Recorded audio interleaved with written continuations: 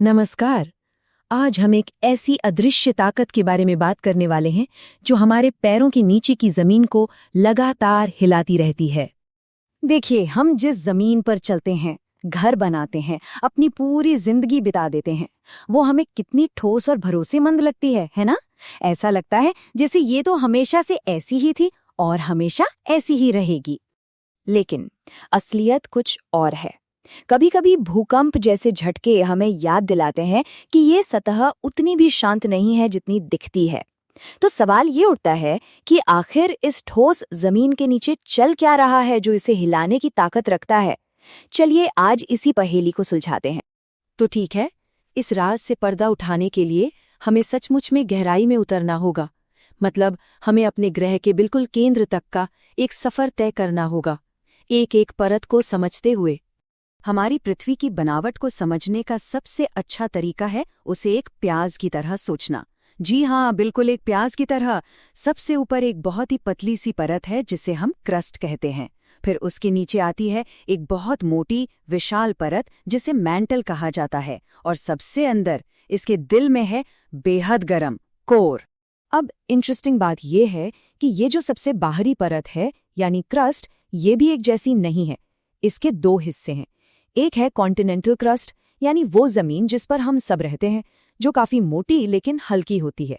और दूसरी है ओशनिक क्रस्ट, जो समंदर के नीचे पाई जाती है। ये पतली तो होती है पर कहीं ज्यादा भारी और घनी होती है। और यहाँ पर जरा इन आंकड़ों पर नजर डालिए, ये वाकई कमाल के हैं। पूरी पृथ्वी के वॉल्यूम का सिर्फ 1% हिस्सा क्रस्ट है और मैंटल वो है पूरे 84%।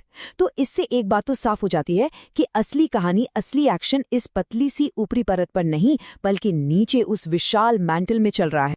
और इसी मैंटल के ऊपरी हिस्से में एक बहुत खास जोन है, एस्थेनोस्फीयर। इसको हमारे प्लैनेट का इंजन रूम कह सकते हैं।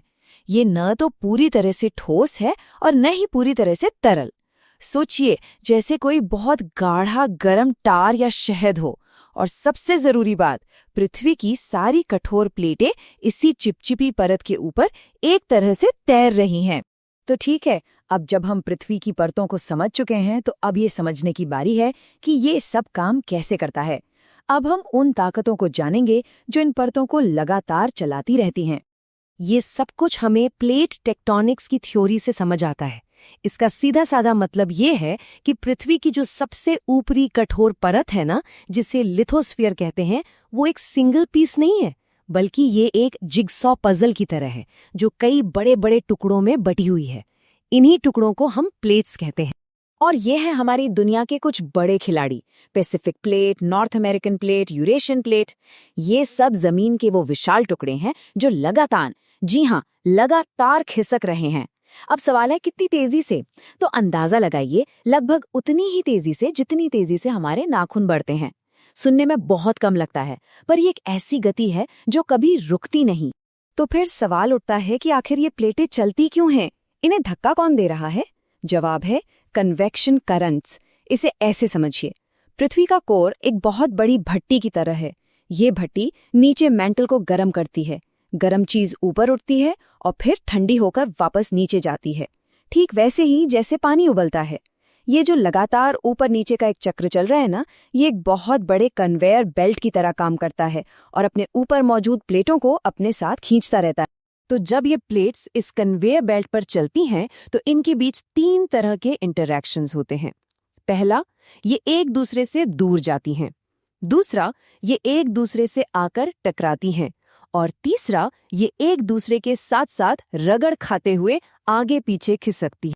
यहाँ पे इसका एक बेहतरीन उदाहरण देखने को मिलता है जब दो प्लेटें टकराती हैं।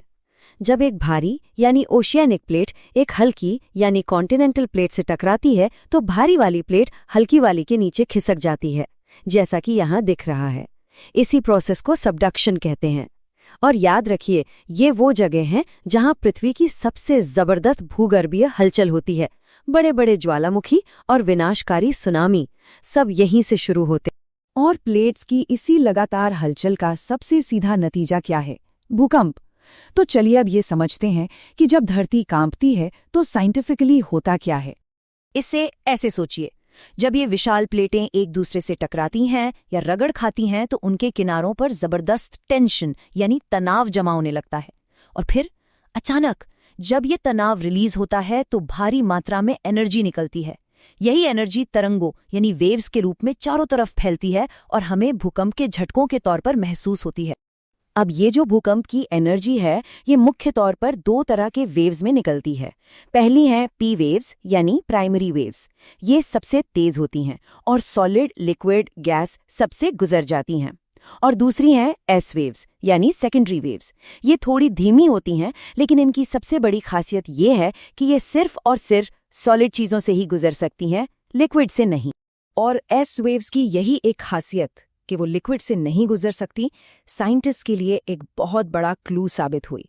जरा इस तस्वीर को देखिए। क्योंकि एस वेव्स पृथ्वी के कोर से पार नहीं हो पाती तो वो ग्रह के दूसरी तरफ एक शैडो जोन बना देती हैं जहां ये वेव्स पहुंचती ही नहीं। और इसी शैडो जोन से वैज्ञानिकों ने ये नतीजा निकाला कि पृथ्वी का जो बाहरी कोर है वो जरूर लिक्विड यानी तरल होगा। है ना ये कमाल की साइंटिफिक जासूसी। तो अब तक हमने जो कुछ भी समझा, चलिए अब उसे दुनिया के एक ऐसे हिस्से में देखते हैं जहां प्लेट टेक्टोनिक्स का सबसे जबरदस्त, सबसे नाटकीय रूप देखने को मिलता है। एक ऐसी जगह जहां पृथ्वी अपनी असली ताकत दिखाती है। हम बात कर रहे हैं रिंग ऑफ फायर की। ये पैसिफिक ओशन के चारों तरफ घोड़े की नाल के आकार का एक बहुत बड़ा इलाका है और जैसा इसका नाम है वैसा ही इसका काम है। ये हमारे ग्रह पर भूकंप और ज्वालामुखियों के लिए सबसे ज्यादा एक्टिव इलाका है। और ये नक्शा साफ साफ दिखाता है कि रिंग ऑफ फायर कोई रहस्यमयी चीज नहीं है। असल में ये वो जगह है जहां एक बहुत बड़ी प्लेट यानी पैसिफिक प्लेट अपने चारों ओर मौजूद कई दूसरी छोटी बड़ी प्लेटों से लगातार टकरा रही है। ये दुनिया का सबसे बड़ा कोलिजन जोन है। और जब हम कहते हैं कि ये सबसे एक्टिव है तो जरा इन आंकड़ों को देखिए। दुनिया के 75% एक्टिव ज्वालामुखी और दुनिया के 90% भूकंप, सोचिए 90%, वो सब के सब इसी एक जोन में आते हैं। ये इस बात का सबसे बड़ा सबूत है कि प्लेट टेक्टोनिक्स की ताकत कितनी ज्यादा है और वो कैसे लगातार हमारे ग्रह का नक्शा बदल रही है। तो हमारे ग्रह के दिल से लेकर इसकी सतह तक के इस पूरे सफर से एक बात तो एकदम साफ हो जाती है, जिस जमीन को हम इतना ठोस और स्थायी समझते हैं वो असल में एक विशाल धधकते हुए इंजन के ऊपर तैरता हुआ बस एक बहुत पतला नाजुक सा छिलका है। और ये पूरी कहानी हमें एक बहुत ही दिलचस्प सवाल पर लाकर छोड़ देती है।